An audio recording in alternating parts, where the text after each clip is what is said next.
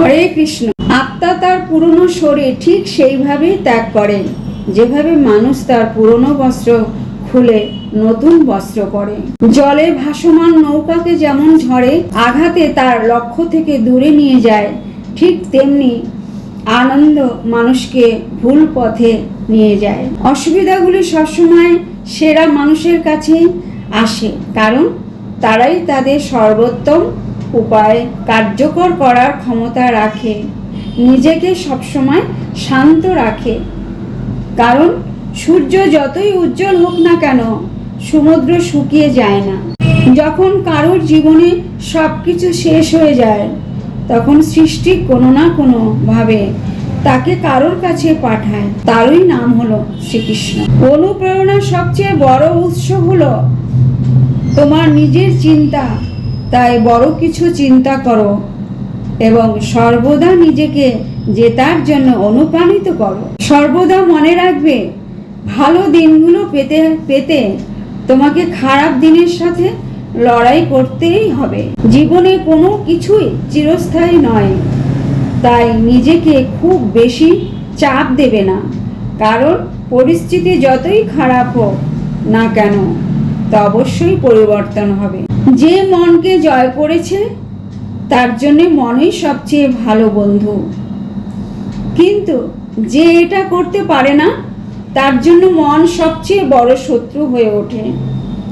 নেতিবাচক চিন্তা আসবে, তোমার উপরে নির্ভর করে তুমি তাদের কতটা গুরুত্ব দাও।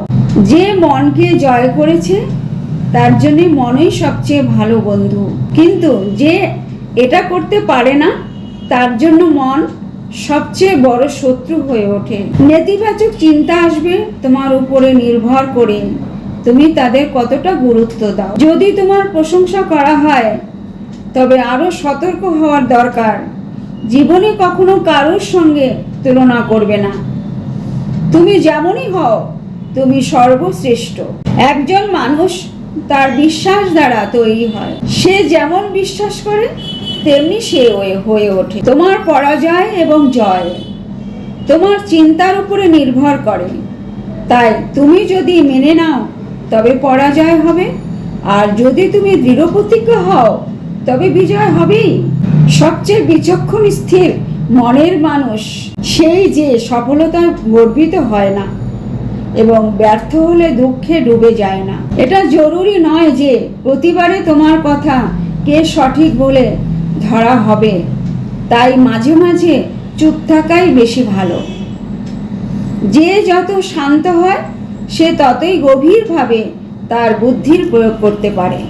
মানুষের উচিত ফলাফলে চিন্তা না করে লোভ লালসা ছাড়া ও নিঃস্বার্থ ন্যায় পরায়ণ হয় তার কর্তব্য পালন করা।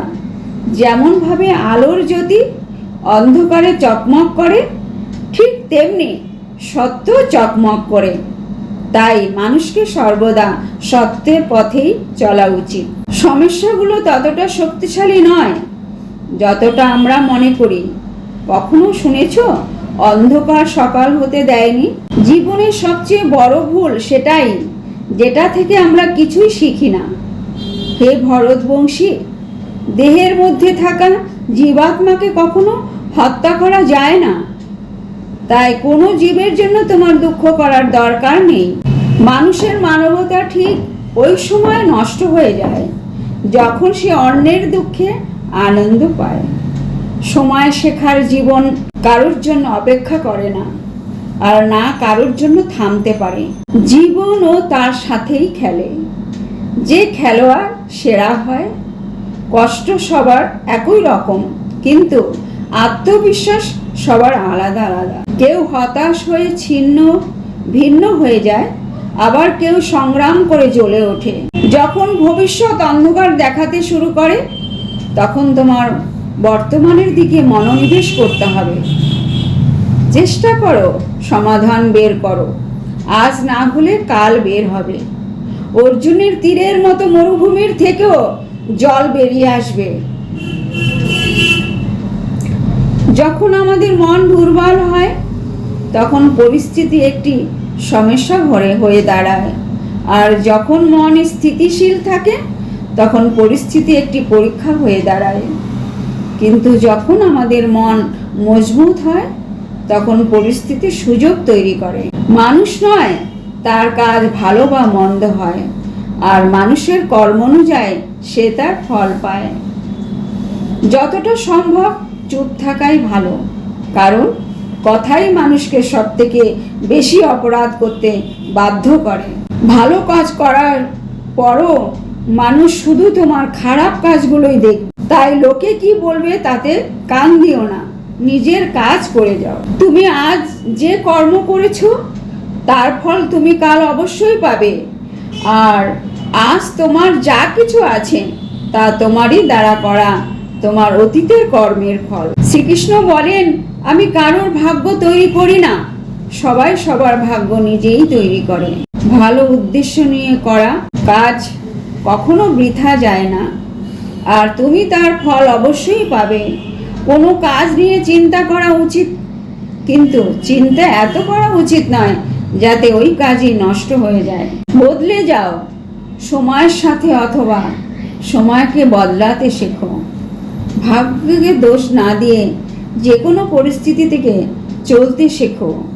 অন্যের জীবনকে পরিপূর্ণতার সাথে অনুলিপি বা অনুসরণ করার চেয়ে নিজেকে জেনে অসম্পূর্ণভাবে বেঁচে থাকা ভালো। সদা সন্দেহকারী ব্যক্তির জন্য প্রসন্নতা পাওয়া না এই জীবনে সম্ভব, আর না অন্য জীবনে। বস্তুর সম্পর্কে চিন্তা করে মানুষ তাদের প্রতি আসক্ত হয়ে পড়ে।